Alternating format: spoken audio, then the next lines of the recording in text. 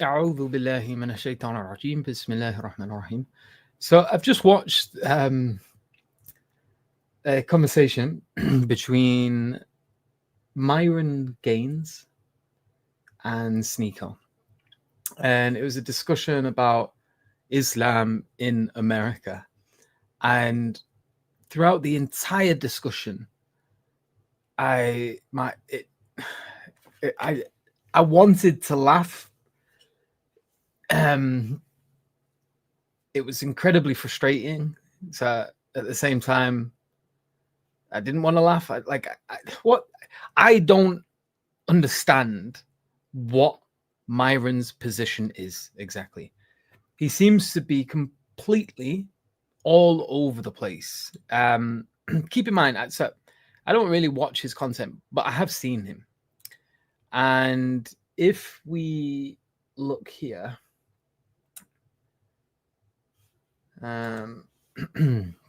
let's pull this up.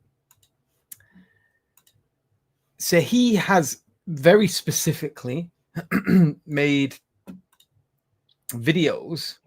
I'm not going to play his video. I didn't want to play the video, but I just did. So he's made videos. Forgive me, because you probably heard the swearing there and saw it on the screen, which I was trying to avoid. He's made videos about protecting freedom of speech, and he made this big tweet, and like he's sharing it with everyone. He's like, we've got to protect freedom of speech. It must be protected, because if you don't protect it, it's a slippery slope from there, and they'll take one freedom away, and then the next, and then the next, and then the next. So he's a constant advocate of free speech and of the amendments, and this has been a common theme, because he's been complaining very much about this sort of like woke left wing community that try to police speech. He's saying very controversial things himself. It's one of the reasons he goes viral, because he says edgy things. So what is it exactly? Well, the First Amendment in the United States Constitution guarantees the free exercise of religion and the right to peaceably assemble. This means the government cannot prohibit individuals or groups from engaging in religious practices in public, as long as those activities are not disruptive to public order and do not infringe on the rights of others. The First Amendment, the amendment states, Congress shall make no law respecting an establishment of religion or prohibiting free exercise thereof or abridging the freedom of speech or the press thereof, the people to peaceably assemble. And then he spends in this video the whole time basically making the argument that Muslims should, not this one, that Muslims should just like pretend they don't exist and pray privately. And he masks what I see as nothing but cowardice as being respectful. And then he goes on about Christians, and then he's like, Christians don't pray in public. Oh, do they not? Well, that's funny, because I am pretty sure that I have seen on many occasions Christians praying in public, at stadiums, during political events, in the streets, gathering in large crowds. This is quite clearly out in the public, and they've got these big speakers. So, like, it is definitely the case that Christians pray in public, and it is definitely the case that this is all inscribed in this law, the American Constitution, which he is constantly saying must be protected. And the example, like, he's talking to Sneeko, and Sneeko was there, and people could walk past. They weren't blocking the way. And I can guarantee you, Christians can and probably do. You will have preachers there praising the Lord. You'll probably get Black Israelites there. They're preaching. Like, America's a pretty gnarly place, and there's a lot going on constantly.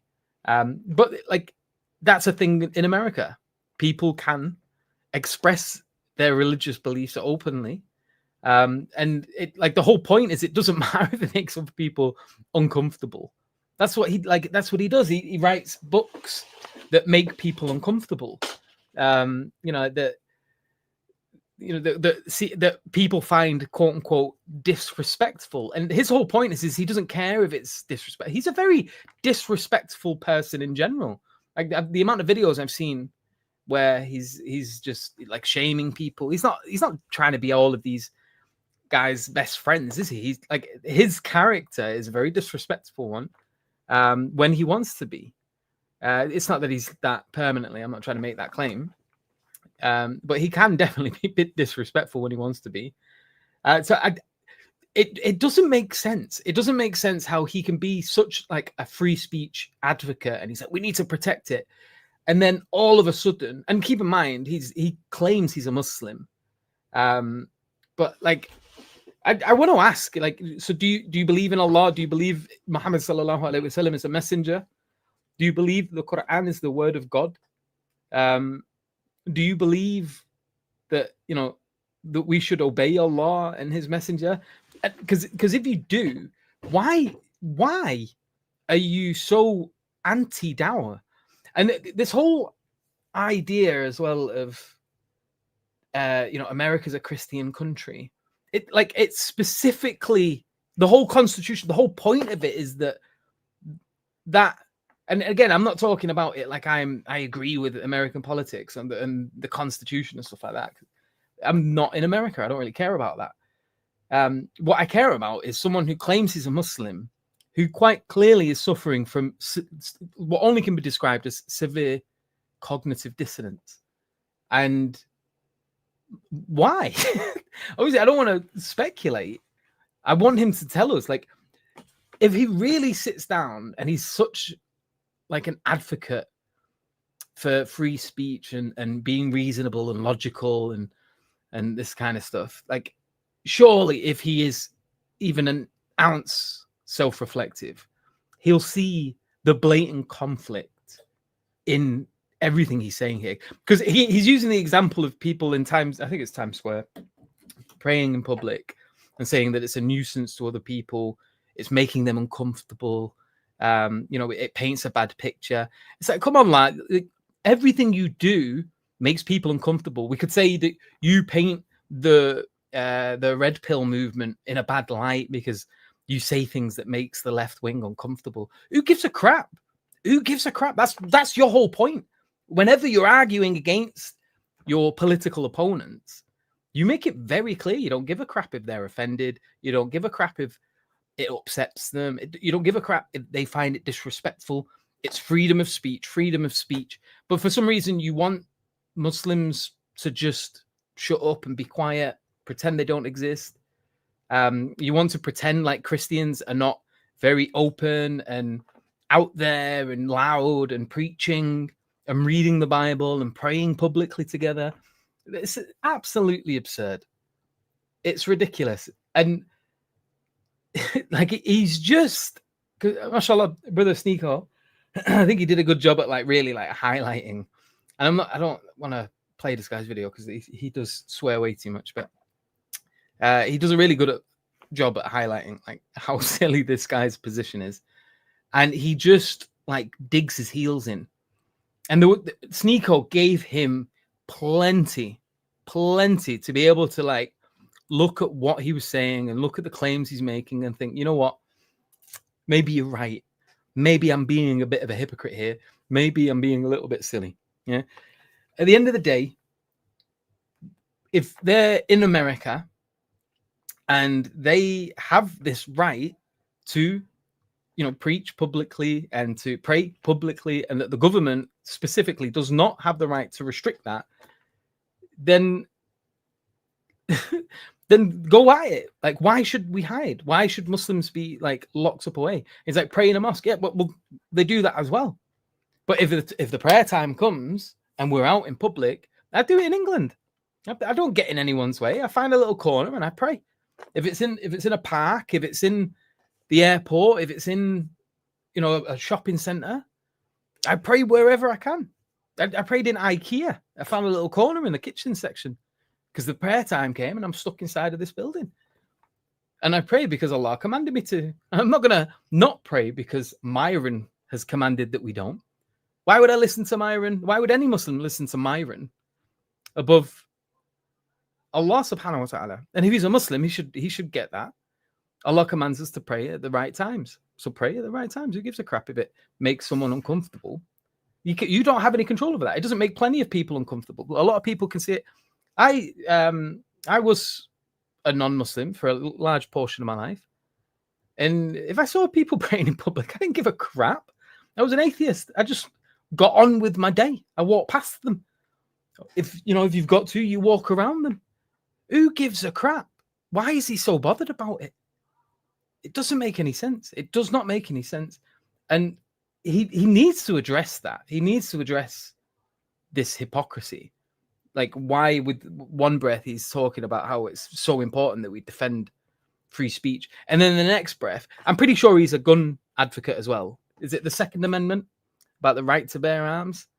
The same arguments he's using here about, oh, well, I don't think that they, envisaged the Muslims taking over, and like that idea of when they made the Constitution, they didn't have any idea about what politics was going to be like in the United States in the 21st century. That's the same argument that left-wingers or anti-gun, anti-Second Amendment make about the Second Amendment. They're like, well, I don't think they anticipated people having fully automatic weapons or Gatling guns or RPGs. Like, they didn't anticipate a lot because they lived 200 odd years ago. And I'm willing, obviously I'm not a betting man because I'm a Muslim, but if I was, I'm willing to bet if you went onto his YouTube channel and had a little look about his position on gun laws, I can guarantee you he's probably, because that camp that he's in tends to be very pro Second Amendment as well as First Amendment most of the time, apparently, unless it's the conversations about the Muslims. So yeah, the question is like, because he seems, sometimes I've seen him make some good points. He's not like, I don't think he's not like a stupid person. He's not, like a single digit IQ kind of guy. Like, he has some level of ability to reason and to like analyze arguments. He does it publicly all the time. So like, how is it that he cannot see the flaw in his reasoning here? It seems so abundantly blatant that it absolutely baffles me that he hasn't noticed that. And then the other comments where he's going on about, we are guests here. We being him and other Americans that are Muslim in the United States. And he's like, no, and then his main point is about being first generation immigrants and so on and so forth. But the people that wrote the Constitution, I'm pretty sure they were like, within the first 3 generations of immigrants in the United States when they were writing the Constitution. And it'd be interesting to see how many people, or like what the population was, because obviously the Native Americans weren't Christian. So what was the population distribution between Native Americans and white Christian Americans when they were doing all of this? Because America was a very large place and there was a lot of Native American tribes. I can't imagine that they necessarily like, so when was the Constitution written? So the Constitution was written in 1787. So in America, 1787, what was the population of Native Americans versus white Americans? The Native American population would become the United States, in what would become the United States, was approximately 600,000, while the American European population was about 2.5 million. So that's a very, very large percentage, and I'm guessing that 2.5 million didn't come overnight. So it would have been a point in time during that sort of migration period of Europeans to the Americans, or to the Americas, should I say, where they were first, second, third generation practicing Christianity, and they were doing it very publicly. They were doing missionary work, trying to convert the natives to Christianity. They would have prayed publicly. Like I don't get what his point is. I don't get what his point is. If Muslims, I guess, for being first, second, third generation, then were the founding fathers the guests? And if they were, did they really have the right to then dictate what should be American law?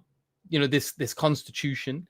Like, were the founding fathers not exactly what he's accusing Muslims of being here? Were they not guests in a foreign land where the natives practice a completely different religion? And did they not literally, like, that is how America was formed. America was formed exactly the way he is framing the Muslims. And the only thing that he's got about, like, how the Muslims are behaving in public is that they spend 5 minutes praying in a corner that people can walk past and walk around. So I don't know what's going on in this guy's head at all, to like make these claims. And look here, what's he doing? He's not being like, is that a respectful comment? All the retards that are mad about Mahmoud Khalil, like, I'm sure he's upsetting people. I'm sure, like, he's offending people for the use of that word. In general, even people that might agree with him politically, they may have, a certain dislike for that word, but he's using it. He doesn't care. So yeah, it's just, honest to God, like, again, I don't want to speculate about his motives or like why. There must be something else going on, to sort of force his brain to be completely unwilling to see that contradiction in him. Yeah, what are your thoughts? Mashallah, there's 24 of you. 23. Someone didn't like whatever I just said or got bored. Let's see who's with us. Wa alaikum salam wa rahmatullah. Floating man, alhamdulillah. Hope you're well as well. Shukr wala. To be honest, that whole combo made Myron come off as that Dave Chappelle character. I remember that one, the blind one. They didn't know he was. SubhanAllah. He did come across really stupid. I think if you go on that video and just read the comments, like, it's heavily in favor of Sneeko. Like, the majority of the comments here are just like completely not in agreement with Myron, and like, fair play to him for like leaving the video up there, I guess. But it does make him look like an idiot. You could easily see this being justified, being directed to him if you were just to reframe this whole video. And I wonder if someone could do that with AI. Like, remake this video with AI and have him calling himself names and berating himself for being against the First Amendment. That would be hilarious. So we've got Muhammad. Wa alaikum salam wa rahmatullah. Personally, listening to these people makes me incredibly uncomfortable. I can't stand them. So props to keeping you. I get it. Like, I get frustrated. Maybe I'm a bit immune to it as well. Because I'm sort of used to it at this point. I've heard people say like some mad things. He's a white supremacist. Allahu alam. Wa alaikum salam wa rahmatullah. Muslims land some reaction video to the debate. More like annihilation. Is also worth checking out. I have a little. I don't even know if I'm going to have enough time, to be honest, because especially reaction videos. So I watched this whole thing. This thing is like 50 minutes long. A reaction video to this is probably going to be like well over an hour, 2 hours, maybe even 3. I probably won't, if I'm honest. Although I do love the Muslim Lantern's content. Mashallah, may Allah bless him and preserve him. Wa alaikum salam. Oh, look who it is. Klotz, the German. How you doing, Klotz? Hope you're well. Barakallahu feek. Wa alaikum salam wa rahmatullah. That guy is more liberal nationalistic than Muslim. Yeah, he's like, it does seem like his primary priority is American white Christian nationalism. Like, he seems to care a lot more about a religion he is not a part of than his own religion. He seems to care a lot more about, like, he seems to be appealing to the crowd. I think he's aware that, you know, the sort of woke left are a minority. Like, I don't think they're dominant in America. They're very loud, and they might give the appearance of being quite dominant on social media and things like that. But I think very much a lot of these sort of red pillars did come to the realization at some point that, like, the majority of America is not really in favor of all of that crap. Like, and you know, the fact that Donald Trump has been able to get into power on multiple occasions is evidence to that. They're not as politically strong as you would think they are, and I'm willing to bet that he keeps an eye on his statistics on YouTube and looking at his major viewer base and things like that. And I think he's aware that of what his audience is or who they are in America in particular. And he really does seem to just be more concerned with not upsetting them with everything he's saying. Like, to the degree that it doesn't matter if it doesn't even make sense anymore. He just doesn't want to say something that's going to ostracize the majority of his viewership. Mashallah, Sneeko doesn't seem to really care about that, and he's just being honest. And you can see that, like, there's a level of self-reflection. He's being consistent. He's, mashallah,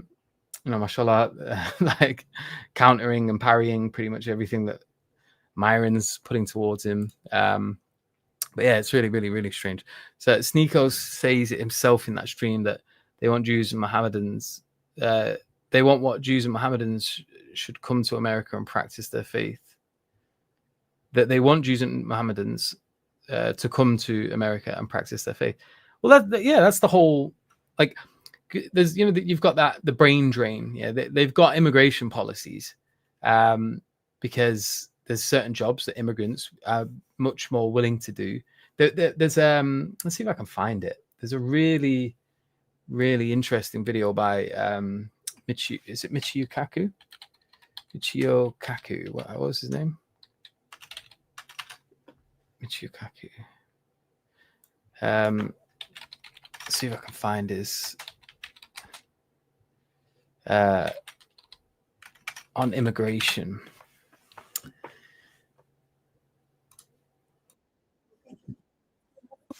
Can you hear that, by the way?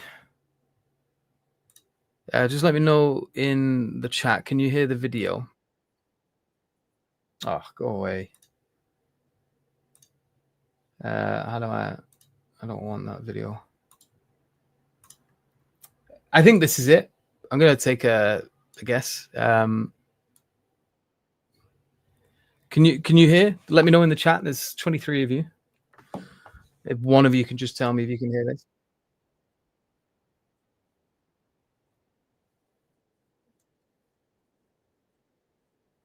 You can't hear it? Oh, that's annoying. 1 second.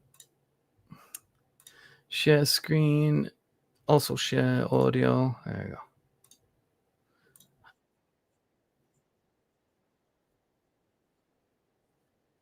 Oh, I've not even got I've just got my face on the screen. Let me have my say. Sorry. Yeah. I must just say that science How about now? is the engine of prosperity. From steam power to electricity to the laser to No the hearing. transistor. I see. Saying science is the engine of prosperity. From steam talking all steam about power, so on electricity and to so the forth. laser to the transistor to the computer. That's not true. We're That's talking technology. about hey, Technology. can I have my Yeah, so he's saying Sure. technology is Let me have my the. say. Yes. However, the- the information revolution has a weakness, and the weakness is precisely the educational system.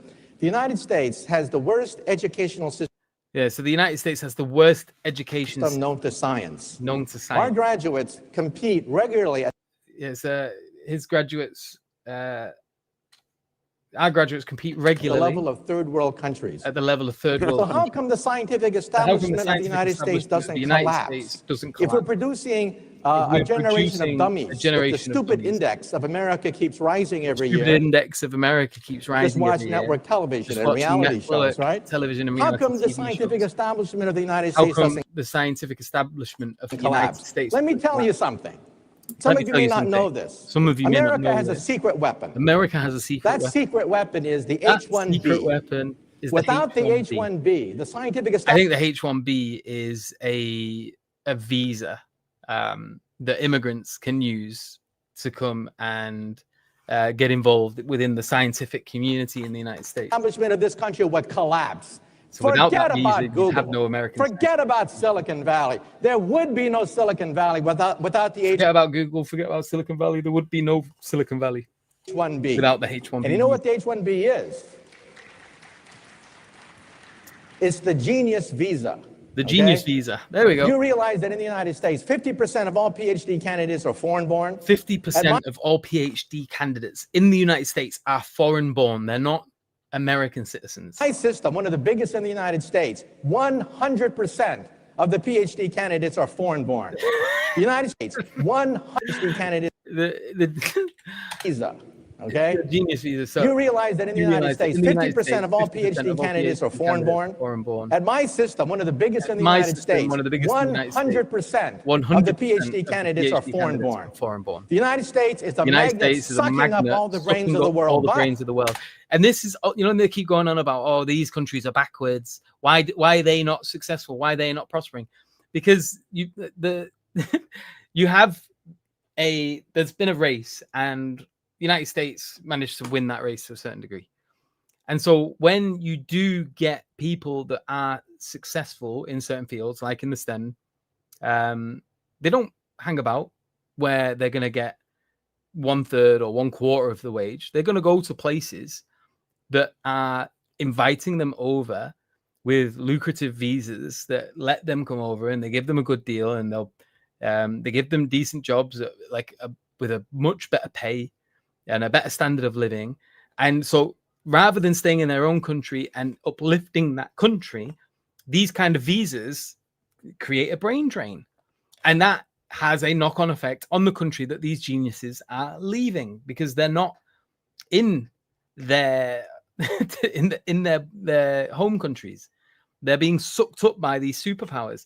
Now the thing is now there is this anti-immigration wave, and they're like anti-immigration, and we sort of saw that a little bit with Brexit, that like there was this demand for Brexit, and then we got Brexit, and then not long after, people were like, oh crap, we've got a shortage of truck drivers because the British people don't want to be truck drivers, most of them are Polish. Oh crap, we've got a shortage of people that are willing to go onto our farms and pick strawberries. And the irony is that, like, I think this wave of anti-immigration is going to have a huge knock-on effect where people are going to be much less willing to come to the West. They're going to be a lot less willing to come to the United Kingdom, a lot less willing to come to the United States. And they are going to stay in their home countries. And maybe for a certain amount of time, that might make the anti-immigration crowd happy. But it will have a knock-on effect on Silicon Valley. It will have an effect on the scientific establishment within the Western world. It will have an effect not just on that, but on many other fields that are heavily dominated. The NHS in the UK has a very high population of immigrants working in the NHS. Why is it not filled with white British people? It's not just because they're over here stealing their job. They're very understaffed. There's a lot of cuts. But the people are just not willing to do certain jobs, and that is a huge part of it as well. But it's just so funny. Now the brains are going back. Right. They're going back to They're China. Going back. They're going back to China. India. They're going and back people are saying, India. "Oh my God, there's a Silicon Valley in India now." Oh. So these other countries are creating their own versions of these things. So India, China, they have their own. Oh my God, there's a Silicon Valley in China. Duh. Where did it come from? Where did it came from the United States. So don't tell me that science isn't the engine of prosperity. You remove the H-1B visa and you collapse the economy. In Wall Street. Yeah, so you can watch the video in your own time, I guess. But the whole point of this is that, like, he's a huge figure within the scientific community, and he's incredibly worried about this anti-immigration wave and what that's going to do to America. And the same could be said for the United Kingdom. Like, it will have an effect. You might not see it immediately. It may not happen within the next year, 2 year, 3 year, but within the next 10, 20, if this theme continues, we're going to have more and more and more problems. There you go. Yeah, and it's just, it's just so funny to see. It's sad as well, but one of them. Wa alaikum salam wa rahmatullah, Abdul Hafiz. He's just arrogant. He is very arrogant as well. White pandering. Love it how he calls Muslim Lantern a clout. Where did he say that? 'Cause I watched the video. I don't recall him saying it. Maybe he said it somewhere else, but it is really funny because I'm pretty sure Muslim Lantern has a much larger following than him as well. He has more clicks on his videos and decent amount of viewers on his stream. Yeah, and I've spoken to the Muslim Lantern, Muhammad, and honestly, he's up there with one of my favorite da'is. I find him to be incredibly sincere, and this is such a slander of him. Like, I really don't see him as a clout chaser at all. And I would say, like, there's a reason he's like one of my favorite da'is on the internet. He's like, it's such an unfair assessment of his character. And I think if you watch his videos, it speaks, but like his own character will speak volumes for him. And it just, and the irony is like, I would say that accusation is you'd be much more justified to levy it at Myron, because like, why else is he holding this mad opinion?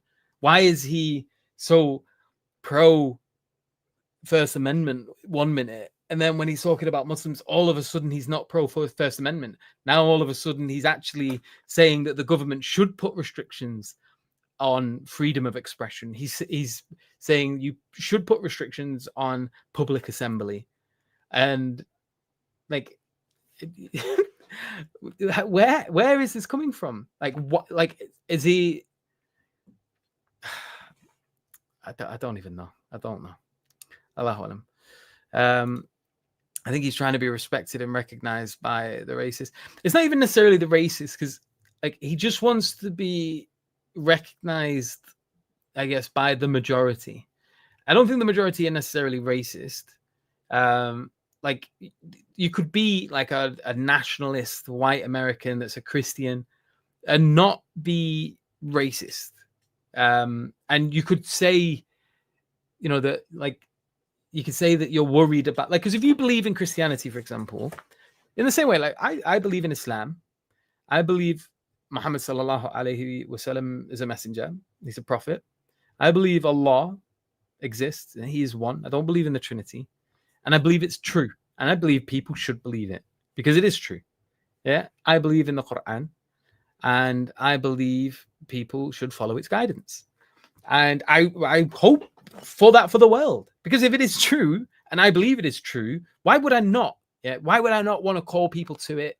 Why would I not like want what's best, especially if the claims in there are true and there is a heaven and a hellfire, and rejection of it leads to the hellfire? Yeah. Why would I not call people to that? Now, if you're a white Christian American and you believe in Christianity and you believe Jesus died for your sins and you believe in heaven and hell, why would they not want everyone to be a Christian? It would make sense if they believe it was true, and and I don't believe it is true, but if it was true, it would make sense that they would want that. Which is why secularism doesn't necessarily make sense. Secularism, as it develops in the United States, he made a point, and it wasn't necessarily wrong about it. That was established because there was a lot of tensions because of the Protestant movement in Europe, and there was a clash between Catholicism and Protestantism. And it was because the Catholic Church had a monopoly on the Bible. They kept it in Latin. The Protestants said, no, you should be able to just have a personal relationship with the Word of God. We should be able to translate it into the languages that we speak. And the people, not just the priests or the priestly class, the people should have access to God's revelation and to develop their own relationship with it. And so that caused a huge tension in Europe. And they didn't want to imitate that tension in the United States. Because they had a bigger enemy. They were fighting against the British Empire, and they wanted to sort of focus on that. And a large portion of them were Protestants, and they needed to make an alliance with the French, and the French were Catholics, majority Catholics, and this was crucial to creating some sort of cohesive unit so they could focus on their enemy, which happened to be the same religion as them, white Protestantism. But the secularism that we have in the West, it did derive from that, for that very strange mixing pot of problems. Yeah, but so in terms of this idea of wanting to be respected by racists, I don't think he's a black man. I don't think he wants to be respected by racists. I think he's got a very particular idea about white nationalism, and he thinks that it's coherent to be able to be that and to care about your own group, your own kin, quote unquote, your own religion. That makes sense. The only problem is he's a Muslim. Why is he doing dawah on behalf of a religion he purports not to believe in? Does he believe? And keep in mind, if Islam is true, if he is a Muslim and he believes Islam is true, he should be believing in the heaven and the hellfire. Those are component parts. Is he really the white Christian's friend if he's telling them that they should not only get rid of secularism, which he keeps going on about promoting whenever he's not talking about Islam, but that they should enforce a sort of like a white Christian nationalism in the United States, and that the founding fathers made a mistake? How is he, as someone who is openly professing to be a Muslim, how is he really their friend if he believes in Islam? If he believes being a Christian, because this is entailed in Islam, is that if you believe in partners of God, if you believe that Allah, that the Father, as the Christians put it, has a partner, he is a Trinity, that there are three persons that are each fully God. This is Trinitarian theology, that the Father is God, the Son is God, Jesus, alayhi salam. The Holy Spirit is God. That there are three, and these three persons are each distinct from one another. The Father is not the Son. Jesus is not the Father. And neither of them are the Holy Spirit, and vice versa. They believe that if he is a Muslim, it tells them to continue doing that, and not only that, but to promote it and to let them, and that they should be doing the open dawah. They should be doing the missionary work. They should be calling people to Christianity, and that is what that should be allowed. How is he their friend if he believes that sends you to the hellfire? Now, that is not a consistent position. That is weird. And I don't think the Christians that he's trying to appeal to, they're not necessarily racist. There's going to be a portion of them that are, no doubt. They're not necessarily going to be racist. And I don't think he's trying to appeal to racists. I think there's something going on in his head. I don't know what it is. Maybe YouTube does this to people. Maybe it pickles your brain. And maybe it rewires you so that like it sort of forces words to fall out of your mouth that make that, like, because there's a sort of, when you develop a relationship with a platform, especially if you've been plugged into it and you become very familiar with the algorithm, even intuitively, not necessarily consciously, maybe there's a rewiring of the brain that takes place that makes you very anxious or conscious of things that get said that might negatively impact your influence or your channel, your subscriber count, your Patreons, your ad revenue. Like because he's going to be like, he's obviously going to be more aware than anyone about the general tropes that he pushes forward on his channel and the things that have gone viral on his channel and the videos that have made him the most money on his channel and what has given rise to his success. If he's clever in terms of like successfully developing an empire, a business, because that's what this is. YouTube is a business for many people. They run ads, they have their Patreon, they sell merch, they want people to buy it. It's a business, yeah.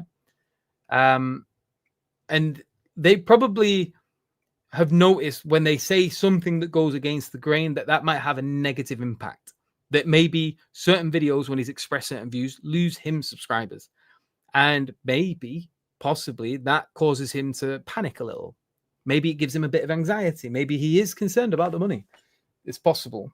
And that maybe causes some sort of rewiring. I've seen it so many times with many different kinds of YouTubers.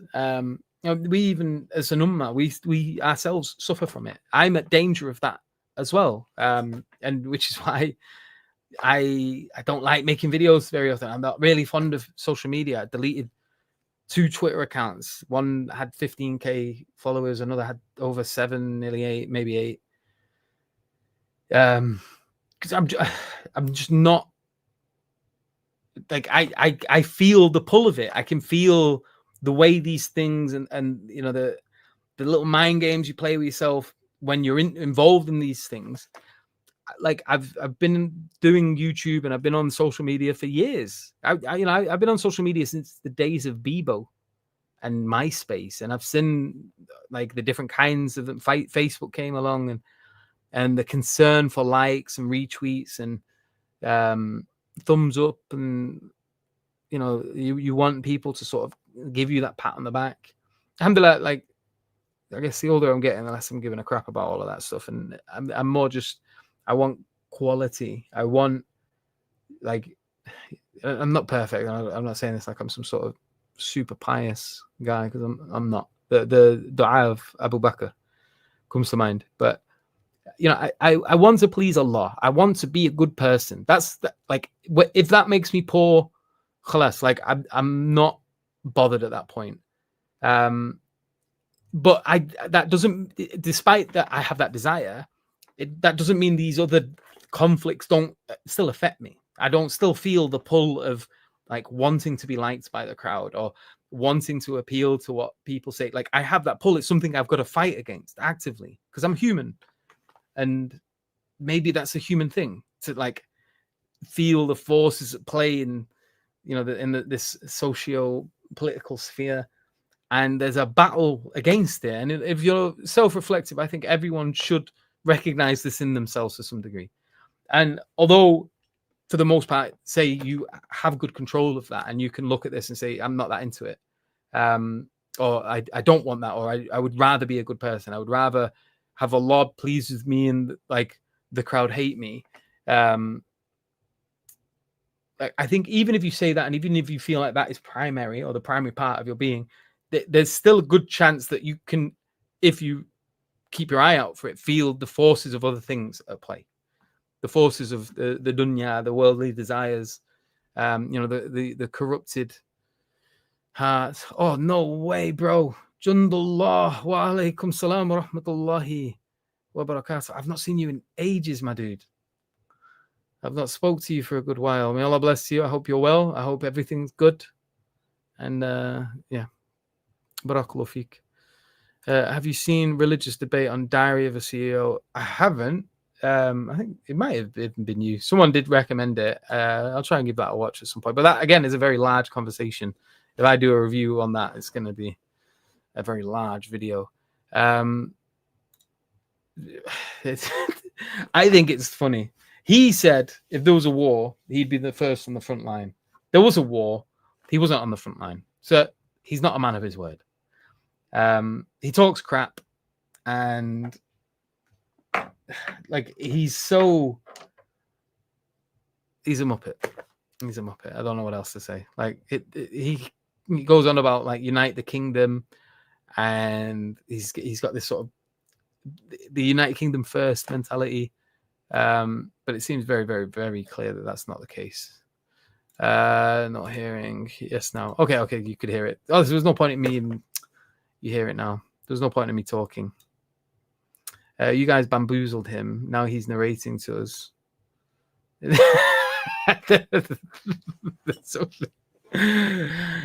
I didn't know you could hear it. Everyone said no. I thought there was something broken. Sorry, we can.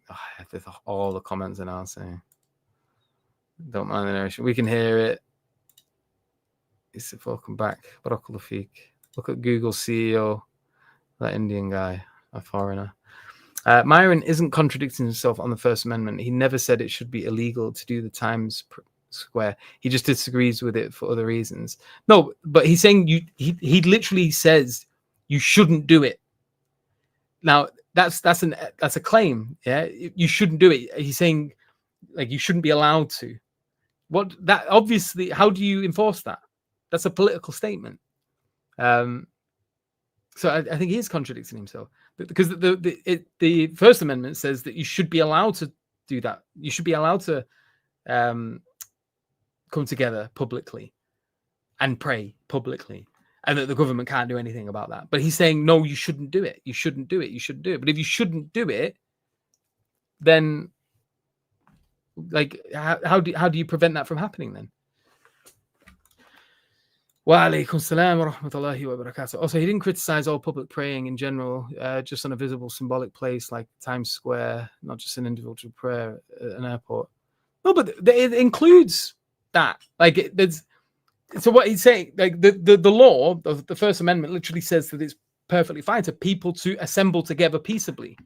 And he's saying they shouldn't do that. So yeah, he's disagreeing with it. And that was made very clear in the video. I don't know if you're watching the same thing. He did say it should be banned along with parades too. Yeah, I might have to have a look at it again. I could maybe even run the. Can I run? I'll try. Oh, shush. What I'll do, I'll try and get the transcript, and then once I've gotten the transcript, I'll run it through ChatGPT and we'll ask. Transcript.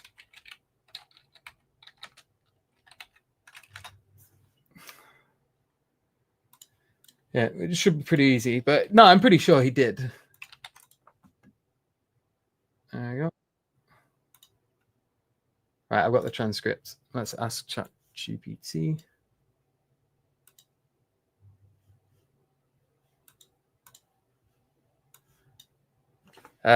So what is it? So was it claimed in this transcript that public religious gatherings should be banned? So we'll leave ChatGPT to figure that out. But yeah, I'm pretty sure. Yeah, wait, here we go. Yeah, so in that transcript, let me share my screen again.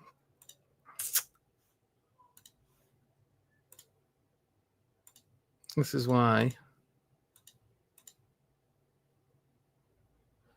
There we go. You should be careful.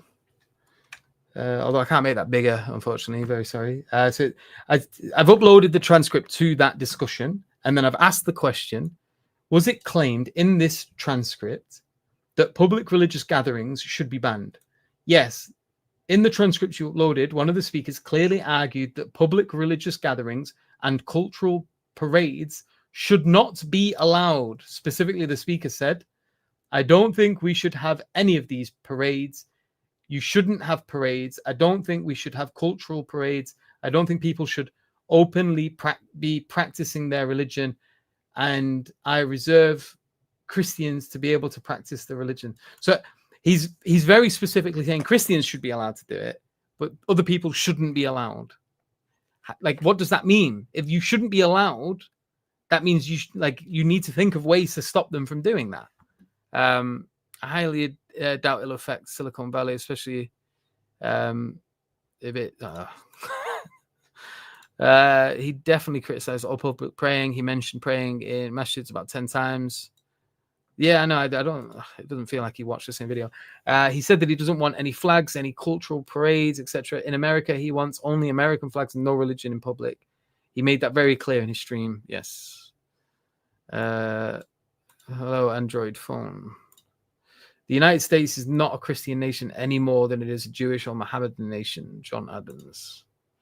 On a separate note, we shouldn't have a different standard on America than on an Islamic caliphate. Non-Muslims are able to do parades and public prayers in their community, but not on public square. No, so the thing is we're not secularists. We're not. What we're focused on is truth, haqq. Yeah, if Islam is true, yeah, it's not about having a double standard. It's about being committed to truth. If someone is, like, for example, I believe there are certain things like slander. Yeah, slander should not be allowed. If something is not true about a person, you should not be allowed to go around spreading false information about a person that's verifiably false. Yeah, a slander. You shouldn't be allowed to claim that someone committed crimes they didn't commit. Why? Because it's not true, and truth is important, and truth should prevail. So the question about religion, this applies here as well. Truth should prevail. If Islam is true, yeah, why would we allow people to drag people into the hellfire? Why would you allow that? Especially if you have competed and you've been able to get the majority, like in a Muslim country.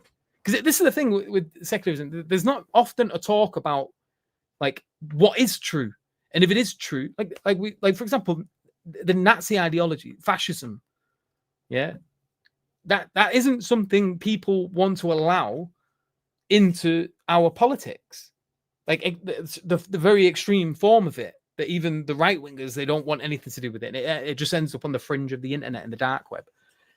Yeah, it's like truth is important, and as Muslims, that's what we are promoting. We're not promoting secularism. We're promoting truth, haqq. So just if, for example, they're not allowed to do it in public spaces in Muslim countries, so what? That's because Islam prevails there.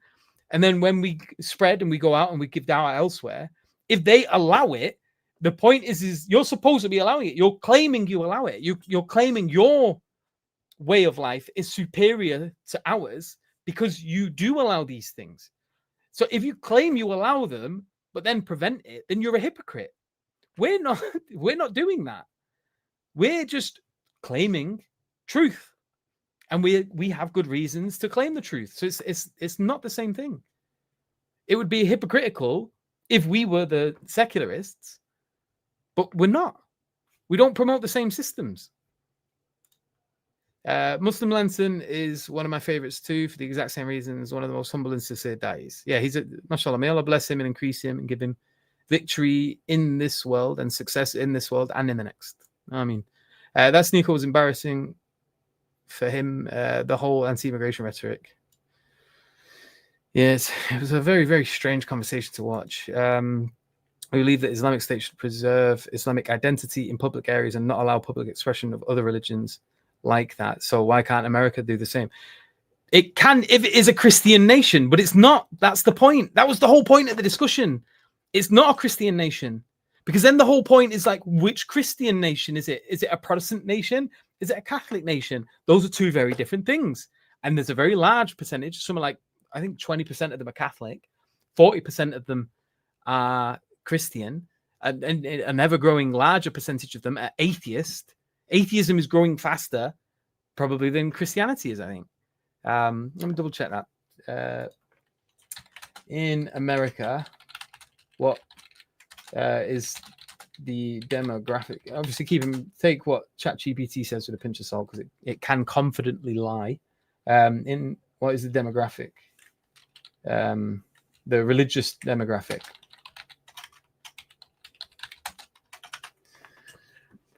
So around 65% of Christians identify as Christian. This includes Protestants, Catholics, and Orthodox. So I think 20% are Catholics and about 40% are Protestant.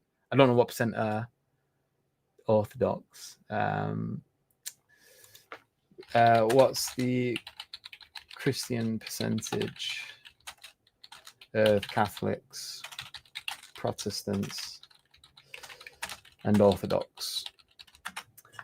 So about 7% identify with non-Christian religions like Judaism. Approximately 23% are religiously unaffiliated. So there's more atheists than there are Catholics. It's the whole point of American politics is that like atheists don't want to be subject to Christian law. Yeah, they want secular humanism. And the whole point is that it's like even atheism isn't the ruling basis for American politics. It's not about Christianity. It's literally the opposite. It's secularism.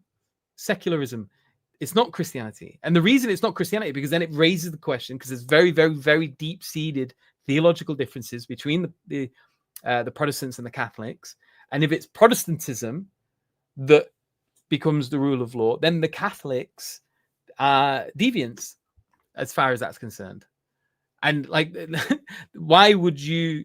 There's very, very, like we say, like very clear distinctions between Protestantism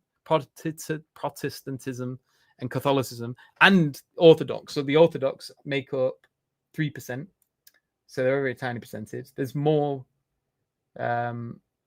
atheists than there are them. Yeah, 19% Catholics, 40% are Protestants. But yeah, so Mortimer, I'm guessing you're a Muslim. We believe that Islamic State should preserve Islamic identity. Yes, and they believe a secular state should preserve a secular identity. It's not a Christian nation. That's the point, because it is a mixing pot of people. And even the Christians, they differ very greatly on many things. Christianity in the USA is an enterprise. Don't forget, most of America was Protestant. There wasn't a need for making peace between Protestants and Catholics because there were nearly none. Most of the founding fathers were deists. So there was a need to make peace between Protestants and Catholics, because that was the dividing line between a lot. That was what caused a lot of the wars in Europe. You had the sudden rise of Protestantism. If you look in France, for example, King Louis, the whatever. There was like 50 of them, 50 King Louis, or however many there were. It might have been King Louis VIII, or I don't know. But one of them, he went on a book burning spree, and he heavily suppressed Protestantism. And one of the big reasons that France and Spain were at war with like Britain, England, and other Protestant nations in Europe, was because the Catholic Church considered them heretical, and they were fighting wars about it. And when the 13 colonies, they rebelled against the crown, against Britain, the 13 colonies were British colonies, so they were majority Protestant because of that connection to British rule. But they needed to make an alliance with other nations, like France, for example. And there was a lot of French colonies, so like especially in the north. Around the South Americas, there were a lot of French and Spanish colonies. This is why Spanish is a massive language in the Americas, including in the United States. And French is a massive spoken language in North America, especially in places like Canada. And the Spanish and the French were majority Catholic. So you had like this huge mixing pot of many different religions. And then you didn't just have that. You also have like the Mormons start popping up. And they are a completely different sect from all of them. And they started to grow quite. How many Mormons are there? How many Mormons? 6.9 million Mormons in the United States as of 2024. Even that's still like there's only a tiny percentage, but 6 million is still a lot. So although they may have been deists, they were the sort of the elites. Maybe there was a majority of deists among the elites, but I don't think that was necessarily the case for the majority of the average person, because America is not a exactly. Despite giving the pretense to Sneako that Muslim Manson was a clout chaser, Muslim Manson actually proved in his video how Myron actually asked him to join a Muslim versus Christian debate not too long ago, and he's doing that because he's a clout chaser. Myron's a clout chaser. He wants these like juicy debates, things that are going to go and get people all riled up. America is a Christian country because it's the majority religion, even if the Constitution doesn't establish it. No, that's not how it works. That's not how it works. Okay, so what happens if everyone leaves Christianity and becomes atheist? Does it become an atheist nation? Or what if there's like a 50-50? What then? What if Muslims do grow in number to the degree because they're having children and Christians shrink because they're not? Or atheists become more prevalent? The whole, like, it is founded upon secularism. And the principle is that the whole point of that kind of secularism is that the minority don't get bullied by a big gang of people, and that everyone gets a say, everyone gets the ability to talk and express their opinions. Because although Christians make up the majority, there are a significant amount of people that are not Christian. And even then, the Protestants, like, there is good arguments to make that Protestants consider Christianity to be Protestantism. Catholics consider Christianity to be Catholicism. And the Catholics don't consider Protestantism to be Christianity because they reject the Pope. They reject certain things which are crucial to what they consider to be Christianity. And if they reject that, they're rejecting the religion. So they're all calling themselves Christian, but that doesn't mean they are. In the same way, for example, we have this debate with Ahmadis. The Ahmadis, we do not consider them Muslim. They refer to themselves as Muslim. They call themselves Muslim. I know people that they say they're Muslim, but they drink alcohol, they smoke, they don't pray, they don't do anything. They make statements of kufr. They say things that go against the Quran and the Sunnah. Allah says one thing, they say the opposite. And they claim to be Muslim, but it doesn't matter. In the same way that if you've got a vegan, and a vegan he's eating like a chicken burger and he's got a steak in his hand and he's chomping on ribs, and you're like, oh, you love meat? Yeah. He goes, oh no, I'm a vegan. I don't eat meat, and he's eating. And you're eating meat. It's like, no, I'm not. I'm a vegan. And it's like, is that vegan meat? And you look at it, and it's not vegan meat. It's it's an animal. And he just keeps claiming he's a vegan. It's like, that's not how words work. You don't just get to say you are when the whole definition of that and what it entails is completely counter to that.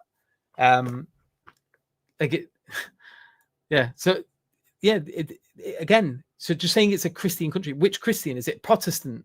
Is it a Protestant country? Because if it is, then like the Catholics have got a problem now. The Orthodox have got a problem. The Mormons have got a problem. A country is defined beyond just what its laws are. I believe in science. I'm not too good with religion. You can also be. What do you mean? What does that mean? I believe in science. What does that mean? To believe in science?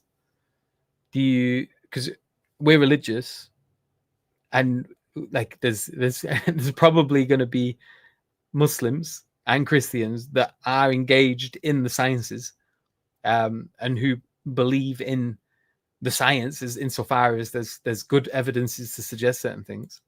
That they're not. I don't know where you're getting this idea that they're necessarily counter. The brother is presenting the most charitable reading of Myron. I think the simple truth is that he just really wants to be accepted by white nationalists. It might not even be about the white nationalists. It might just be about the money. It could be about anything. Most Muslim countries today are not purely an Islamic caliphate like it should be. Yet Muslims all over the world are trying to establish Islamic laws there all the time. I don't know what the point of that is. You're missing the point. This isn't about what an Islamic state would do. This is about the hypocrisy of Myron's views. Yeah, the whole point of what I'm saying is he is claiming one thing and claiming the opposite.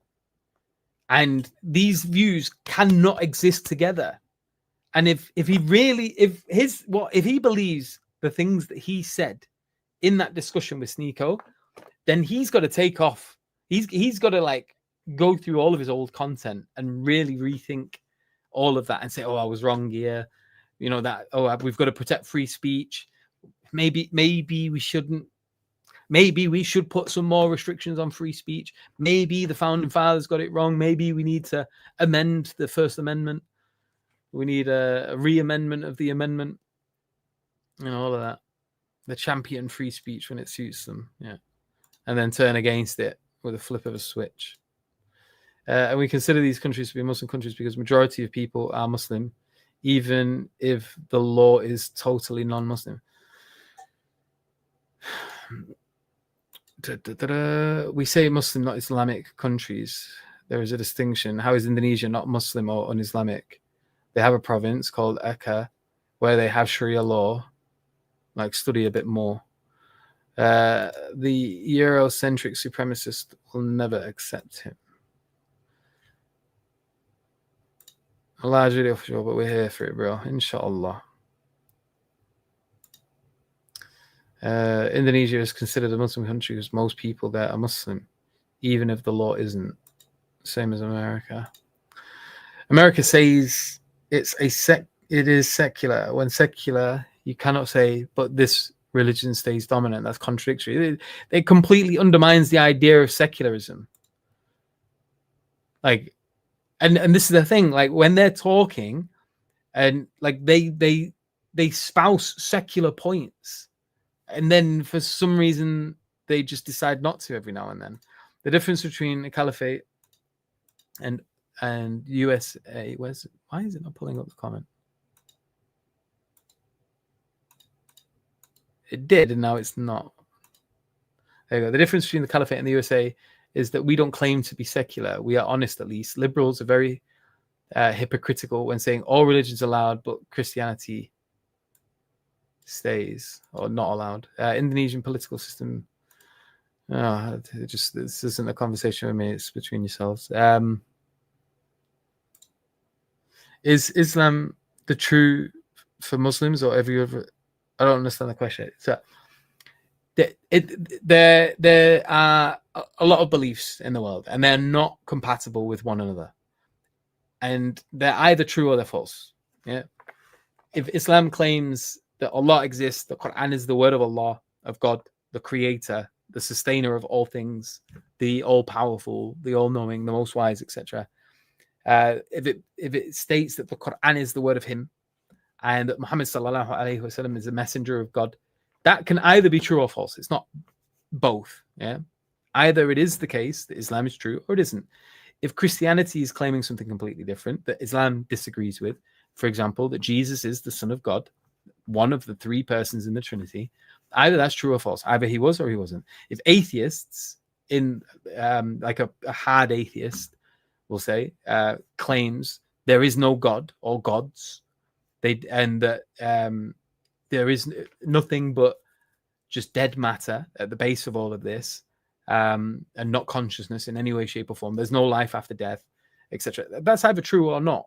Yeah, and these things will get discussed, and we can come to conclusions about which one is true or not. Now, I believe as a Muslim, Islam is true, and that atheism is not true, and that Christianity is not true. I'm either right or I'm wrong. I've got my reasons for believing that it is true. I wasn't born a Muslim. I've got a degree in philosophy. I spent time debating this with students, and I'd studied philosophy of religion. I've spent time in Buddhist temples. I've traveled the world. I've got friends from all over the world. I've engaged in a conversation. I've looked at the evidences, and this is the conclusion I've come to, and I accept it because I believe it is the truth, and that's an objective fact. It's not just a subjective preference. It's not just, oh, this is true for me and Christianity is true for you. No, then that's not compatible. I don't think that is the case. So it's not just true for Muslims. I believe it's true whether or not even Muslims exist. If everyone left Islam, Islam would still be true. And regardless, it's not just for Muslims. Islam is true for Christians, even though they reject it. Islam is true for the Jews, even though they reject it. And we'll find out when we die on Judgment Day who was right and who was wrong. Or if there was none at all and the atheists are right, we'll find out. Or we won't find out if there's no life after death. There won't be any finding out. But the point is that one of them are true. Yeah. Some of them are closer to the truth than the others. And that is the case whether or not people incline to that or not, or believe it or not. So yes, Muslims believe Islam is the truth. Yeah.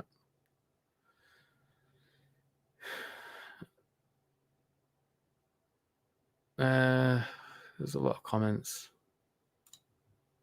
I'm an atheist, but I would pick Christianity to be the only religion in America. I think it's less annoying of them all, but I could be wrong. No, but the thing is you say it's the less annoying of them all because the United States is not a Christian country. It's a secular country. If it was a Christian country, bro, you would not be in favor of it. If you read the Bible, and they used the Bible to establish law in the United States, you would be put to death according to the Bible. They wouldn't be the less annoying. I think you'd find them putting you to death for being a heretic to be very annoying, I'm sure. So yeah, I think you're wrong. The only reason you're not having to deal with that is because the majority of the Christians are secular. And they're not really that, they don't take it that seriously. The white nationalist supremacists realize now that just being white isn't enough. Now they're clutching at what's left of Christianity. If Myron really wanted USA to be Islamic, then he should promote praying publicly so that people learn about Islam. Yeah, he should be giving dawah. If he's a Muslim, why is he giving anti-dawah? Why is he helping the missionaries do their job? Why is he promoting a religion he doesn't believe is true? Why is he promoting something he believes sends people to the hellfire if he is a Muslim? How is he their friend if he's trying to guide them down a path that takes them to the hellfire? It doesn't make any sense. Or he's just using the word Muslim in a cultural sense. And he's sort of using it in the same way the Jews use the word Jew, where it's like more of an ethnicity thing. I don't know. He's not very clear. He's very wishy-washy. I've been in America for 36 years, and Christianity has always been more familiar to all Americans. Well, it depends where you are. It wasn't to the Native Americans who were not Christian. They practice a form of animalism. You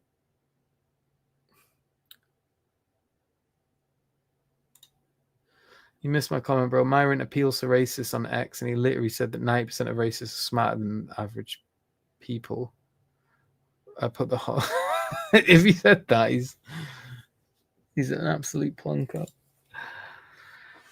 Allah. Wa alaikum salam wa rahmatullahi wa barakatuh. But yeah, I don't know. I've had my rant. I'm super tired. I've got to do stuff in the morning. Yeah. I just watched that and I felt like I had to go on a rant because it was just so frustrating to watch. And I think he's a bit broken in that video. You can kind of see it. He's like the cogs are not they're not ticking properly. Some snapped, and there's like things are banging against each other in his head, and it's just expressing itself in stupid comments. But Allah, yeah. Let me know what you think in the comments. What did I say that you agreed with? What did I say that you didn't agree with? What did I miss? What did I not say that I should have? Do some more streams, bro. Yeah, inshallah. I do want to. I always mean to, but you know what it is? Half of the time, I just sort of sit there. Because I think the biggest problem I have is my brain fires off in like 50 directions. And like, I want to sort of go off in all of those directions. And in my head, it's like, I can see how they're connecting. But then when I'm communicating that to you all, I'm forced to use like one word at a time. I can't say like, I can't just talk about all of these things at the same time in one go. I've got to sort of try and follow each thread. And sometimes as you go down, it sort of branches off like a tree with a million different branches. And like I'm because I'm thinking about these things a lot. I kind of like see this big picture because it's in my head. It's the big problem with communication. But for someone that's just sort of like not in my head, and I'm just going on this big tangent, and you're just forced to sort of go on like a linear path of talking one sentence after another. It can end up being a bit confusing. And I think I get a bit overwhelmed by that, especially talking to like many people at once. But I'll have them. And yeah, whenever I do, I don't know. I'm gonna try to, inshallah. I think Myron is engaged in US politics where Islam unfortunately doesn't play a major role. He's arguing for America to be Christian because it's better than the alternative now. But it's not better. If you're a Muslim and it leads people to the hellfire, how is that better? Yeah, you've got a few paths. They all lead to the hellfire. How is that better? If you're a Muslim, preach Islam, not Christianity. Like don't do missionary work. Do dawah. Inshallah. Jazakallah khair. Wa alaikum salam, Adam. Hope you're well.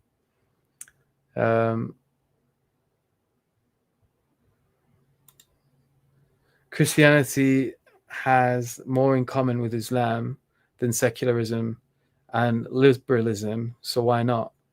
No, but why would I preach Christianity? Even if it has more in common, I'm not going to preach or promote something that's false. Why? So what if it's got more in common? It's also got things that we're very, very vehemently in disagreement about. I'm not going to promote Christianity over Islam. My priority is Islam.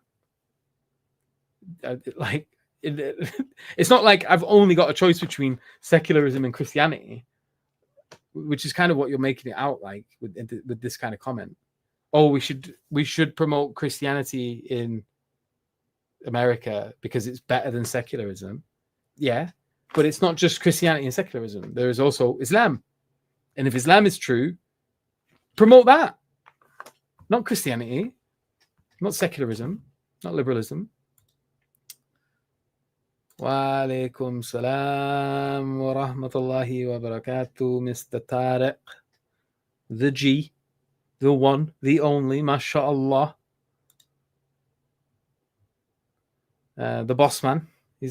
How you doing, boss man? Wagwan. That's why, dear folks, learn Tawheed.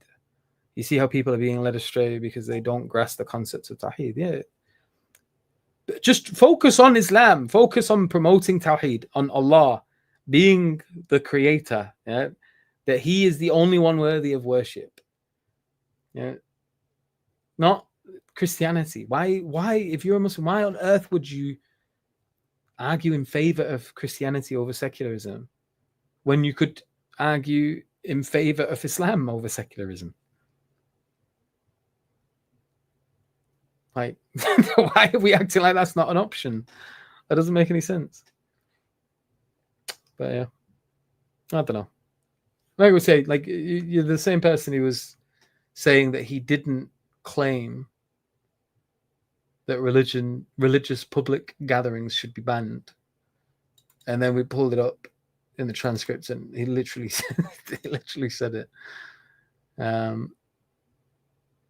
Yeah, throughout the conversation, the speaker repeatedly expressed opposition to public religious or cultural displays, including group prayers in public spaces, suggesting that people should pray privately or at home or in mosques rather than publicly. They shouldn't be allowed to do it publicly. But anyway, we're going to leave it there because I'm going to bed. And yeah, like I said, comment in the comment section. Let me know what you think. Rant. Mortimer, you go, and you're not going to have that silly little character limit that you've got in the live chat. Write a paragraph, write a book. Yeah, go crazy. Say everything you need to say in a comment. I may or may not engage with it if I can be bothered, depending on what you say, if I feel like it's interesting enough. Yeah, or if you're an atheist, like, where's the atheist guy gone? Where did he go? Comment. Tell me why you disagree. Yeah, tell me what's going on in your head. Yeah, write a book. In my comment section. Go crazy. If you see someone else comment, you disagree with them, tell them. Tell them why. Let's have a jibber jabber in the comment section. Let's have a chat. Communicate. Yeah. Go watch out my other videos. See, I did one on Tommy Robinson not long ago. But this idea that it was 3 million. Look at the comments. Again, it's weird. People are weird, man. Like I literally, I go through all of the footage, yeah, and I show the different times, and you can see the crowd. You can see where the crowd are. We're looking at density, how thick the crowd is, like, and I am so charitable in that whole video. I'm like, okay, we can quite clearly see the crowd only covers this amount of space. Yeah? These roads have people on. You can clearly see that the density is very thin on this bridge. It's very thin at the back end. It's very packed at the front, near where the stage is. But then as it moves away from that main street, Parliament Street, I think it is, or whatever it was, Whitechapel, I think, wherever the stage was. When it moves away from there, it gets dead thin. But I mark it all. I measure the whole area, and then I treat the whole space as if it was as thick as it was next to the stage, and every single part of it. I extend the map like into the river, into the River Thames. Like, I'm doing everything I can to like give them that little bit of extra numbers, and it doesn't get anywhere near 3 million. And despite that, despite me showing everyone and measuring it, looking at density maps, examples of density maps and what that looks like, comparing it to the crowds you see on the live footage from the sky, where they go across the entire crowd, and not just from one news channel, but from several news channels. Like, I go deep into all of the evidences, into the science. The atheist guy was going, I believe in science. We were going into it in every way possible, every way, shape, or form. And still people in the comments like, no, bro, it was definitely 3 million. You missed the crowd that was behind the stage. Like, they weren't even the pro. They were including anti-protesters, counter-protesters in their numbers and acting like it looped all the way around. They were making claims. I'm like, where's the footage? Show me the footage. No one would ever show me the footage. It doesn't matter. Like, sometimes evidences, like, it just don't matter to people. It just does not matter. And it's bizarre. And I'm engaging. I'm commenting with them. And like, they make these claims. There was a really funny example recently where some guy said something, and we ended up having a conversation, and then he made a claim that was wrong. Yeah, I can't remember what it was, but it was very, very, very, Like, it was just very wrong. And he didn't provide a source for that. Oh, it was about Israel hiring foreign mercenaries. And he said something along the lines of, you wouldn't give charity to a billionaire. They've literally got all the money in the world. They don't need, the whole country's an army. They don't need foreign mercenaries. They're not hiring anyone abroad. And he didn't provide a source for that. He just stated it. And then I was like, that's wrong. That's unbelievably wrong. They literally hire foreign mercenaries and bring them over and have them deployed in occupied territories. And then he had the cheek to ask me for a reference when he didn't do it. And all he had to do was just go on the internet and just Google it. Just all he had to do was verify his own claim. And all of the evidence to the counter would have shown. I gave it to him. I provided the link, and he just didn't. He didn't apologize. He didn't take it back. People are funny, man. People are really funny. But yeah, well, that's not it. I've got videos on atheism, the definitions and stuff. People that annoys people. Have a look at that. Go comment on it. Let me know your thoughts. Tell me how wrong I am. Tell me why. What did I say that was wrong? And why? Show me your evidences. Myron is not preaching Christianity. Yes, he is. If he is telling people that the ruling system in the land should be Christianity, and Christianity is a missionary religion, he is by necessary inference promoting Christianity. How do you not see that? That is preaching Christianity. If you're saying that the ruling law should be kufr, you are promoting kufr. Like, if I am saying, yeah, that the ruling party should be the Nazi party, am I not preaching Nazism? If I'm saying we should have what Hitler thought as the leading principle that guides our country, am I not preaching the ideology of the Nazis? Of course I am. If I'm promoting that should be the ruling system, even if I claim I don't believe it, I am preaching it. I am preaching it because it becomes the system that binds people. And Christianity is not secular.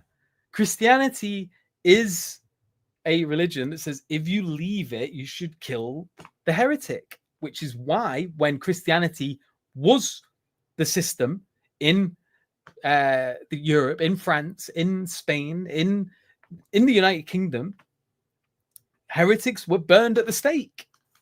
People were put to death for centuries when Christianity was the guiding system. And when it moved to secularism and Christianity no longer had ruling power,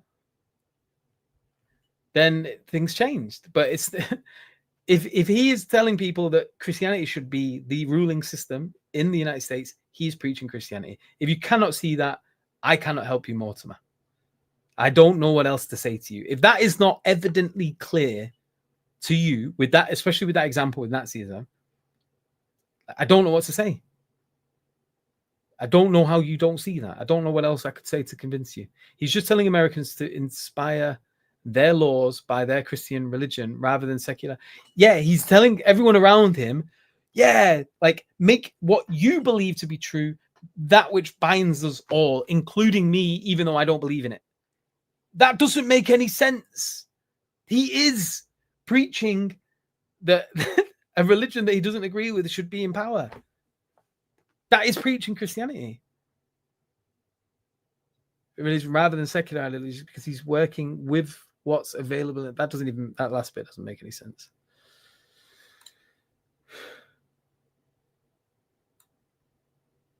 It doesn't matter if it's 1%. Bro, read the story of Noah. Oh my days, this is getting frustrating. Read the story of Noah. Noah wasn't like, oh, everyone, no one's following me, but it's all right. You should promote. Have you read any of the stories of the Quran? What do the prophets do? What did Moses do? He wasn't like, oh no, come on, Jews, we shouldn't be following Tawheed. We shouldn't be worshipping one God. You know, the majority of the people here in Egypt worship the Pharaoh. They should do that.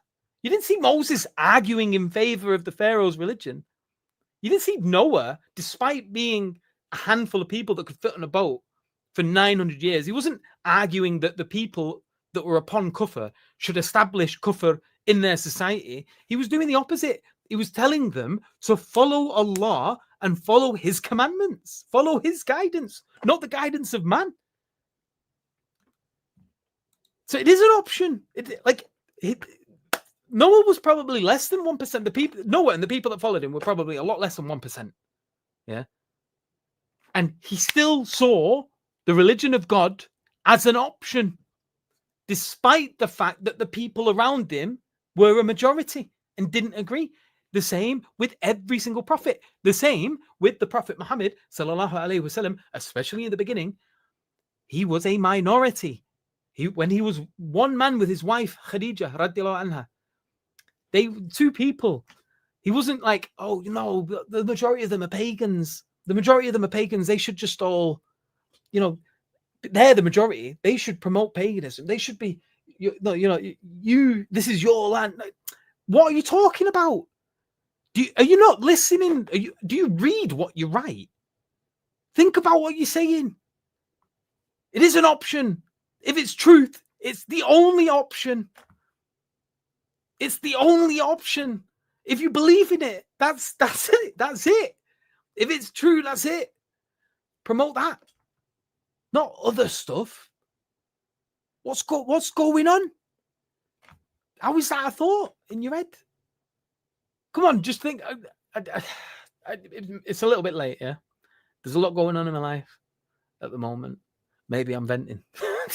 taking it out on you a bit. I don't know. Maybe I'd have a nice conversation with you in person. But if I am being open and honest, like this frustrates me a little. Yeah. I am spending a lot of my time promoting Islam, trying to give da'wah. I want my family are Christian. Yeah, the majority of my family are Christian or atheist. I don't want them to be Christian. I want them to be Muslims. I want them to be in Jannah with me. I want them to worship Allah, not Jesus, alayhi salam. I want them to do what Jesus did, which was worship God. I want them to be Muslim. I'm not going to tell them it's not an option. I'm telling them it's the only option. I'm telling you it's the only option. That's what Islam is, bro. What's going on?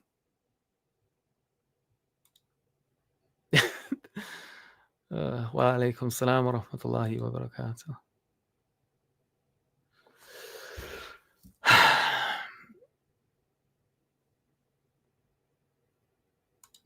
Bro, what do you think of the idea that anti-immigration is rooted in racism? It might not be that. I think it's rooted in fear, not necessarily if racism. Like, it's not necessarily the hatred of people of a different race. It's looking at where funding is being prioritized. You've got a lot of people in council estates and like housing, bro. My rent in 2014 for a 2-bedroom house, which was a decent size. My bedroom was a big bedroom. I had a decent living room. I had a back garden. It was a nice house. £450 a month in Radcliffe. Now, yeah, rent on average for a 2-bedroom house is doubled. Yeah, it's like if I'm looking for a house, I'm looking at probably paying around £800-900, maybe more per month. That's a big increase. And you know, my most expensive electric bill in 1 month, I lived in a flat, I didn't have gas, it was just electric only, was £400 in December. The cost of living for shopping, all of these things are really expensive. And like, people are looking at this, it's costing them a lot. They're not really earning much more than they were. Like in terms of how much everything is increased. Like when my rent, I managed to get a flat for £600 a month a few years ago, maybe 5 years ago. It was a nice flat, 2-bedroom flat. And in 1 year, I had a 1 year contract. By the end of the year, with 1 month notice, they put the rent up by £700 to £750 by £150. That's a lot in one go. I didn't get an extra £150 during that time, a month.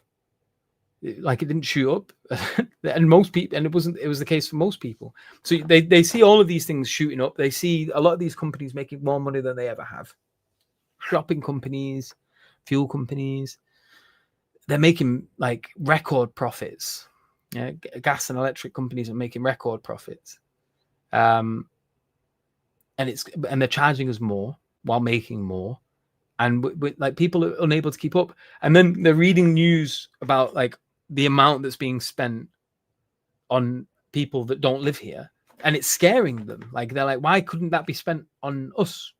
So that's not necessarily racism. Yeah, and this is the issue. So it's not that there are genuine concerns with these people who are struggling, and they just see a priority being given to other people, and that scares them or worries them, and they're asking, why is that not being spent on us?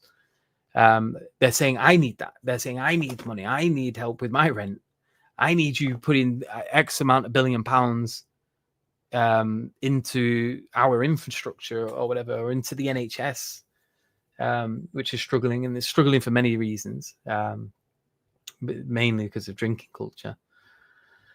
But it's not necessarily racism. I really don't believe that. Seems nationalists who are anti-immigration are Eurocentric supremacy. No, not necessarily. Not necessarily. Pondering soul, what should have the Prophet ﷺ have done according to Mortimer? He should have been, exactly. SubhanAllah.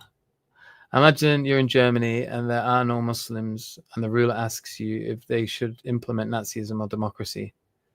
I'm going to say don't implement either. Implement Islam. Be a Muslim. Again, you're oversimplifying it. You're acting like those are the only two choices. I'm going to say implement Islam. Implement Islam. You can't give an answer, one of the lesser two evils. To a certain degree, okay, I'd rather them be a democratic society than a Nazi one, but I'm not going to promote that. That's just more beneficial for me in that sense. So there's a point there that you may have, but that should not be the priority. The priority should be, I am first and foremost saying that you should be a Muslim. Let me talk to you about Islam. Let me convince you of Islam and see if I can convince you of this religion, and then make a decision after that. It shouldn't just be I give up on that and just like tell everyone. What you're saying there is not what what's his face is doing.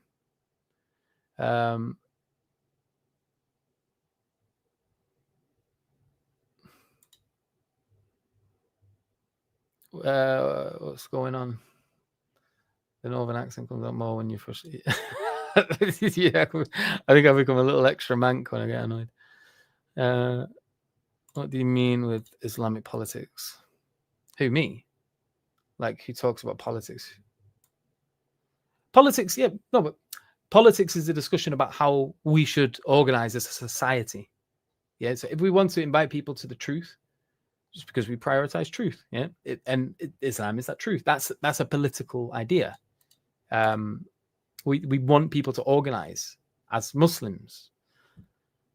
No British or American wants to live in. No British or American wants to live in an Islamic state, regardless of no. Well, they do. There's a lot of migration to Muslim countries. So, yeah, what do you do about that one?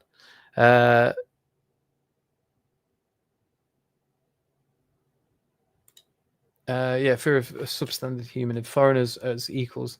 No, but it's not that, bro. it could be that they were Americans. If you had and these are white people, they could be white Christians. But if Americans were coming over, and there was a huge emphasis on like supporting white Christian Americans, and then the British people that were like born, raised here for generations, are not necessarily being prioritized, that might cause some anxiety, and it might cause some frustration with white Americans.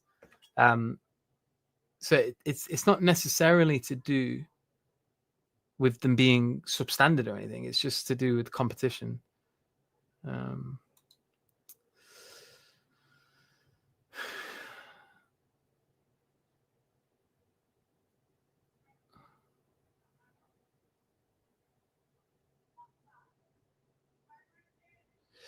I don't know.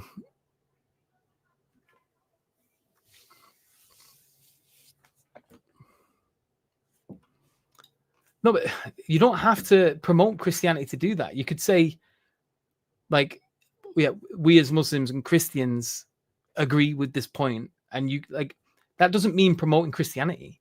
If you're talking about like not having this sort of choose your own gender thing being something that's promoted in the education system, like that does not entail that we need to say that Christianity should be in charge. We could make the claim, that shouldn't be the case without having to promote Christianity. And I feel like you've not addressed the glaring issue with regards to what the prophets are doing. The story of Noah, the story of Musa alayhi salam, the story of the Prophet Muhammad sallallahu alaihi wasallam, them being a minority. And like their form of paganism still believed Allah was the greatest of the gods. They still had a conception of Allah, and that is better than atheism. But so what? So what? That doesn't mean we should start like trying to convince, okay, maybe we should promote this. There was Christians and Jews as well at the time of the Prophet Muhammad sallallahu alaihi wasallam. We don't see him promoting Christianity in the lands that he lived in, or Judaism, because it's preferable to paganism, and because there was more Jews and Christians in the land at the time when he started preaching the message of Islam. That wasn't his method. He consistently and constantly promoted Islam. He, especially in the place he lived. And he was unwavering on that. And so were the companions. Some of them were murdered for it. Some of them were killed for it. The companion Bilal radiallahu anhu, Ahad. Like, he wasn't like, but Trinitarianism is better than your paganism. There's more Christians than Muslims, so we should try and get them to be Trinitarian. They didn't. That's what he did. Do you not see? Am I not getting through to you at least a little bit, Mortimer? Okay, here we go. You made a good point about Noah, and I obviously agree that calling to Islam should be first. But can't you still tell Christians to at least implement their religion rather than something more evil? No, I don't want to do that. I want them to, like, bro, that entails them killing me, bro. That would entail them killing me. I left Christianity. Why would I do that? Why would I do that? Read the Bible. Read what the law is according to the one who leaves the religion. What does the Bible say about the punishment for someone who leaves the religion?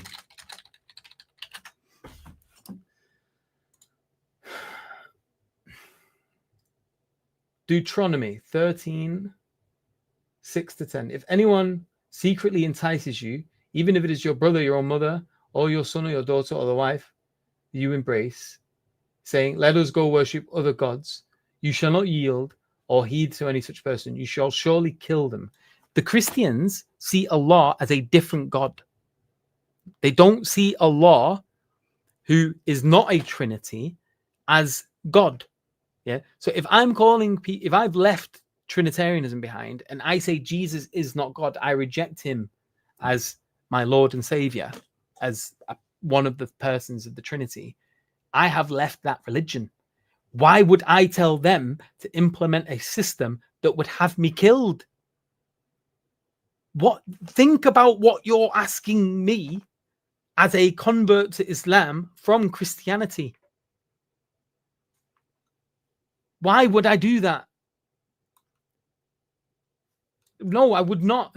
But can't you still tell Christians at least to implement their religion? No, no, no, no, not at all. Not at all. I'm not doing that. You mad? That ain't happening. Yeah, practicing Christianity constitutes shirk. Exactly. Like, how can we tell people to follow their religion, which means to worship three gods?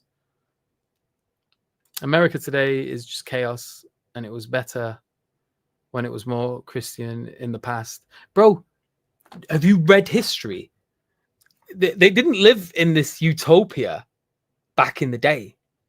There was chaos, there was fighting, there was civil wars, there was slavery, there was like race slavery specifically. They treated black people terribly. Like they were not in paradise. Yeah, they didn't have washing machines. They didn't it was not better back then. Yeah, there's a lot of crap going on now. Yeah, but just because it was a Christian nation, it doesn't mean that it was better than it is now. It was a completely different world. Maybe not for the afterlife, but at least people were more moral than kids. Not necessarily. Not necessarily. And it was never Christian. That's the point. It's like, if you look, there was always chaos and madness. There's always been this huge mixing pot of ideas. Practicing, even among the Christians themselves, like they differed vastly on many political issues. Practicing Christian, yeah. I read that. Yeah, Mortimer, brother, think about what you're saying. Think about what you're saying.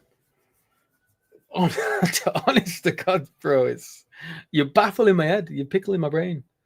Like, I don't get why you'd expect me to like tell Christians to implement Christianity. I don't want them to do that. That's me shooting myself in the foot. Anyway, you kept me on longer. I do think there's still a moral decline of America as Americans move away from Christianity. Maybe, but to be honest, I think part of the problem with Christianity is that it also causes a moral decline. This Paulian notion of being saved through belief in Jesus Christ as your savior. The idea of like confessing your sins on a Sunday, relieving you of them. Like, if you look at like old age, like the quote unquote the Christian dominated Americas were not a bastion of the moral high ground. There's definitely like way weird. There are weird things happening today, but I don't know. Wa alaikum salam wa rahmatullahi wa barakatuh, Australia. Myron's whole argument regarding the Islamic faith and Muslims, I guess, is so full. Yeah, we've been saying that. Definitely is. Yeah. This is the thing, Mortimer, and that's the point. You've got to be so careful saying the things that you're saying. Like, obviously, there's a lot that could be lost in communication with text, so we've got to give you like the benefit of the doubt. And I'm not going to say that you're kafir because of what you've said. I'm not going to make takfir of you. But I'm just saying, be careful, bro, because you're like,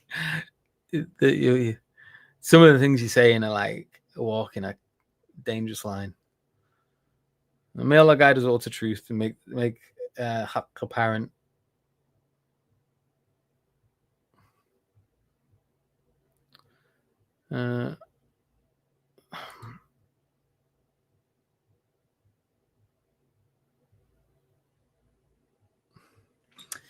Yeah, but in the same way, like if I've got a glass of clean water, yeah, and then next man's got like a glass of poo, and then in the middle is another guy and he's got like water that's been mixed with poo. I'm not going to tell you to drink either of them, bro. I would say drink this glass of clean water. Yeah, of this Rubicon here. This for the Americans out there that don't drink this stuff. It's the Don fizzy mango.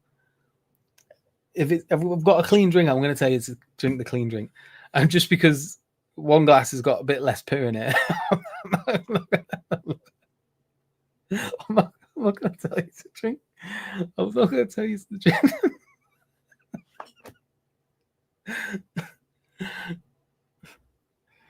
Yeah, Ahmadi, that's a really good example.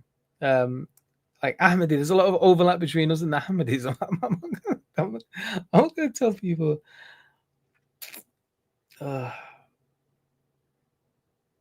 That's so funny. And not funny, it's scary. Maybe I shouldn't even be laughing. I'm going because you're putting me in a predicament at bloody 1 a.m. Give me anxiety and that. I should be laughing at what you're saying. I don't know.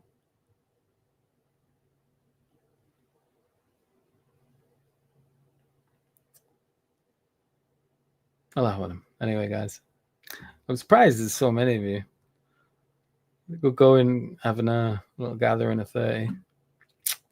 Maintaining you all for a decent amount of time. The poo water example reminded me of a video of him soldier literally making a poo magic.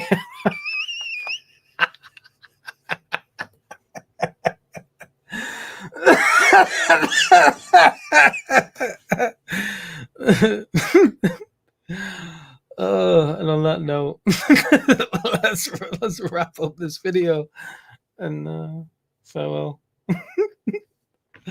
Drink the clean water, bro. Drink the clean water.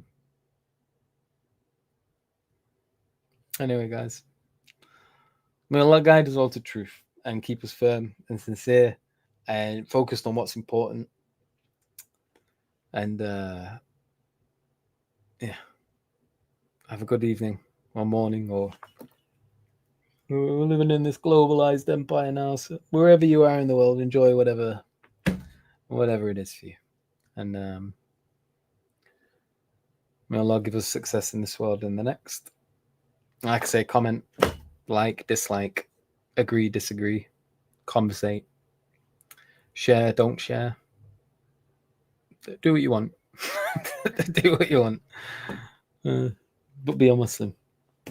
Assalamu alaikum wa rahmatullahi wa barakatuh.